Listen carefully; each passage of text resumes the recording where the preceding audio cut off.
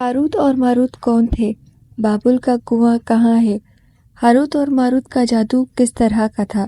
یہ کچھ پر اسرار سوالات ہیں جن کے جواب تو بہت ہیں اور لکھنے والوں نے بھی بہت کچھ لکھا ہے، لیکن ان قصے کہانیوں میں سے حقیقت کو تلاش کرنا گہرے سمندر میں سے موتیوں کو تلاش کرنے برابر ہے۔ ہاروت و ماروت کے متعلق بنیادی طور پر دو طرح کی روایتیں ملتی ہیں، ایک جو قرآن و حدیث تابعین کے اقوال میں آتی ہے اور دوسری وہ جو توریت، انجیل اور اسرائیلی روایتوں میں آتی ہے، جبکہ ان اسرائیلی روایتوں پہ بیشتر علماء نے تعیین کی ہے۔ اس ویڈیو میں ہم دونوں طرح کی روایتوں اور واقعات کو صحیح طرح سے پیش کریں۔ روایتوں کے مطابق حضرت ادریس علیہ السلام کے زمانے میں ایک مرتبہ آسمان اور زمین کے بیچ سے پردوں کو ہٹا دیا گیا تو فرشتوں نے زمین پہ رہنے والے انسانوں کو دیکھ کر تعجب کیا اور بولے، یا رب العالمین، ہم تو گناہوں کے قریب بھی نہیں جاتے جبکہ یہ ابن آدم گناہوں میں اتنے مبتلا ہیں۔ اگر ہم ان کی جگہ ہوتے تو کبھی نافرمانی نہ کرتے۔ اللہ نے ارشاد فرمایا، انسانوں کو غصہ اور شہوت دی گئی ہے، اگر یہی چیزیں تم کو دی جائیں تو تم بھی گناہوں میں مبتلا ہو جاؤ گے۔ لیکن فرشتوں نے کہا کہ ہم ایسا ہرگز نہ کریں گے۔ پھر اللہ کے حکم سے فرشتوں نے اپنی جماعت میں سے دو بہترین اور اطاعت گزار فرشتوں کو چن لیا جن کا نام ہاروت اور ماروت تھا۔ اللہ نے ان دو فرشتوں میں انسانی شہوت اور فطرت ڈال کر دنیا میں بھیج دیا۔ وہ شہر بابل میں دو خوبصورت انسان بن کر آئے اور قاضی کے کام پر مقرر ہو گئے، جہاں وہ لوگوں کے درمیان فیصلے کیا کرتے تھے۔ ایک مرتبہ ان کے پاس ایک عورت اپنا مقدمہ لے کر آئی اور کہا کہ اس کا شوہر اسے بہت پریشان کرتا ہے۔ ہاروت اور ماروت نے جب اس عورت کو دیکھا تو اس کے حسن پر فدا ہو گئے اور اس عورت پر عاشق ہو گئے۔ انہوں نے اس عورت سے زنا کی خواہش کی۔ وہ عورت نے کہا کہ میں تمہاری یہ خواہش تب پوری کروں گی جب تم بت کی پوجا کرو، شراب پیو یا میرے شوہر کو قتل کر دو۔ ہاروت اور ماروت نے شراب کو چھوٹا گناہ سمجھ کر پی لیا اور نشے کی حالت میں دو اور کبیرہ گناہ کر بیٹھے۔ اس عورت نے ان سے آسمان پر چڑھنے کا طریقہ بھی سیکھ لیا، اس کے ذریعے وہ آسمان پر جاتے تھے۔ جب عورت آسمان پر گئی تو اللہ کے حکم سے اسے ستارے کی صورت میں مسخ کر دیا گیا۔ چونکہ اس عورت کا نام زورا تھا تو وہ سیارہ زورا کہلایا، جسے لوگ آج وینس کہتے ہیں۔ اس گناہ کی وجہ سے ہاروت اور ماروت خود وہ اسم اعظم بھول گئے جسے پڑھ کر وہ آسمان پر جاتے تھے، اور بطور سزا انہیں بابل کے کنویں میں الٹا لٹکا دیا گیا جہاں وہ تا قیامت تک رہیں گے۔ یہ ایک اسرائیلی روایت ہے جسے امام ابن کثیر اور فخر الدین رازی جیسے مصورین افسانہ اور من گھڑت کہانی قرار دے کر سختی سے رد کر دیتے ہیں۔ وہیں امام سیوطی جیسے علماء اس روایت کو مستند مانتے ہیں۔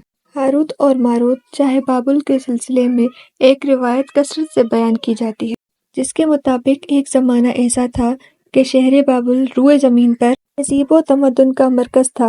یہاں کے لوگ باطل خدا کی پرستش کیا کرتے تھے۔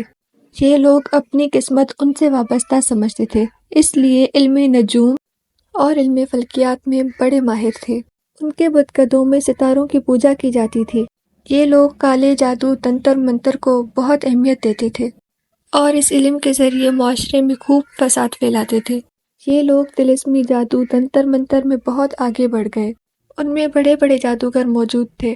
ان کی تاریخی کتابوں میں ان کے جادو اور ان کے تنتر منتر ہی نظر آتا تھا۔ ان کا جادو دور دور تک مشہور تھا۔ مختصر یہ کہ اس شہر کا باشندہ ہونا ہی جادوگر ہونے کی علامت تھی۔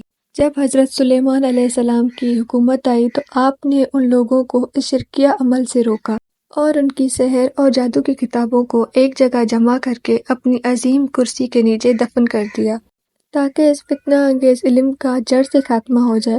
جب حضرت سلیمان علیہ السلام کی وفات ہوئی تو شیطان نے ان کتابوں کو دوبارہ کھود کر نکالا اور لوگوں سے کہا کہ سلیمان پیغمبر نہیں تھا بلکہ ان کتابوں کے ذریعے حکومت کیا کرتا تھا، لہٰذا ہوا میں اڑنا، جنات پر قابو اور سلیمان علیہ السلام اور ان کے غیر معمولی معجزات دراصل جادو اور ففلی کا عمل تھا۔ بنی اسرائیل نے اس کی پیروی کی اور دوبارہ سے ان کتابوں کو پڑھنا شروع کر دیا۔ اللہ نے سلیمان علیہ السلام پر لگائے ہوئے الزام اور تہمت کی نفی کرتے ہوئے سورہ بقرہ میں فرمایا ہے کہ اور انہوں نے اس چیز کی پیروی کی جو شیطان سلیمان کے بادشاہت کے وقت پڑھتے تھے اور سلیمان نے کفر نہیں کیا تھا لیکن شیطانوں نے ہی کفر کیا۔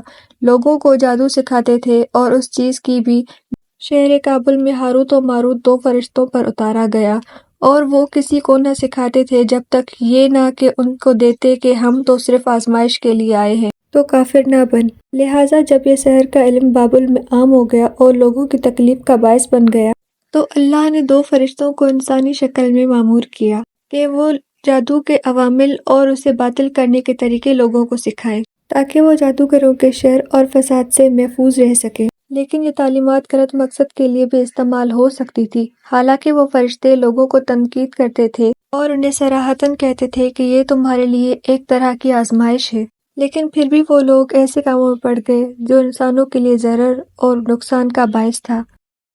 بعض عربی روایتوں میں اس کنویں کا ذکر بھی ملتا ہے جہاں ہاروت اور ماروت سے ملنے لوگ جاتے تھے اور ان سے علم سیکھ کر آتے تھے، جبکہ بعض مورخین کا کہنا ہے کہ عراق کے شہر اللہ کے قریب ایک کھنڈر میں موجود ایک قدیم کنواں ہے جہاں سے بابل کی سرحد شروع ہوتی تھی۔ یہ اس کنویں کو ہی چاہے بابل کی سرحد قرار دیتے ہیں۔ بہرحال اس واقعے سے یہ سبق ملتا ہے کہ سفلی اور جادو ایک شیطانی عمل ہے، مگر یہ کہ اس کا استعمال فساد اور شر پسندی کے خاتمے کے لیے کیا جائے۔